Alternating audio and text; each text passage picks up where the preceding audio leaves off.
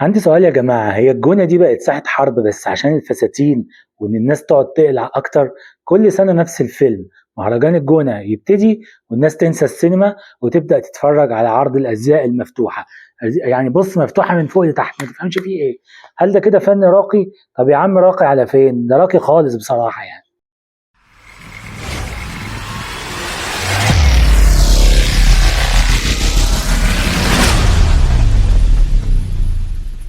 يعني اول ما تتفتح الكاميرا على السجاده الحمراء تلاقي اللي لابسه حاجه مش باينه اصلا، واللي لابس فستان يقول لك ده مستوحى من معاناه الكوكب.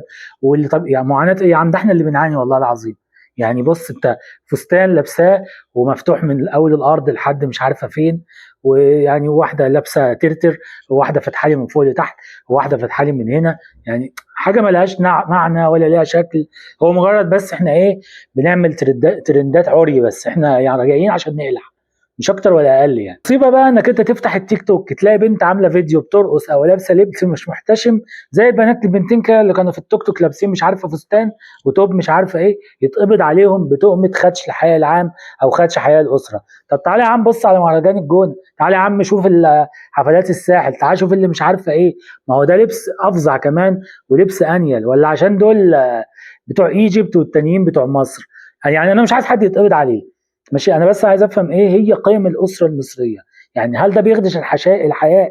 وده ما بيخدش الحياء ومسموح بيه؟ اصله سبونسر، واصله مش عارفه ايه، واصله دي فنانه، واصل دي ممثله، واصل دي قوه مصر الناعمه. ما ده كده النعومه باظت يا جماعه، كده النعومه بقت في الخراب يعني.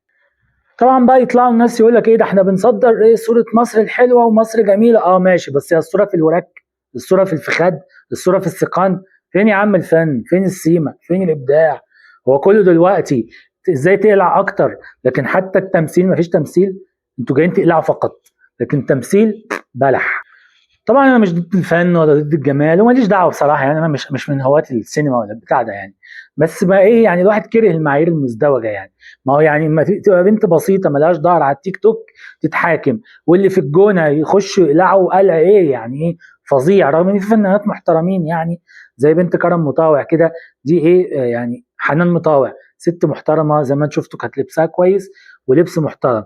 انما الناس دي عشان في اي بي محدش بيجي جنبهم، ولا حد ايه يقول لك اصل دول قالعين واصل دول بيخدشوا حياه الاسره المصريه. انما بتوع التيك توك، بتوع مش عارفه ايه، بتوع المهرجانات، اوعى حوش وتلاقي بقى ايه، البلاغات نازله ترف. صباح الفل يا شباب، ما هو زي ما انت عايز ده يتحاسب، ده يتحاسب. وبرضه انا بقول ما حدش ايه يتحبس عشان لبسها مش كويس. اصل ما فيش حاجه اسمها اصلا معايير الاسره المصريه، لان ببساطه كل اسره ليها معاييرها. فصباح الفل يعني، ما تفرضوش ايه معاييركم على ناس وتقعدوا ايه تحيوا ناس بالرافع يا فنانه، جميله يا فنانه، حلوه يا فنانه، صباح الفل يا فنانه. ايه، اصحى اصحى عشان انت في البلاله بجد يعني. في الختام، واضح ان العري بقى حريه بس لو معاك فلوس، انما لو ما معكش فلوس فعريك بقى جريمه، والستر برضو بقى جريمه. ماشي، ده لو نزلت صورت على التيك توك. لو عجبك الفيديو ما تنساش المتابعه والكومنت. سلام.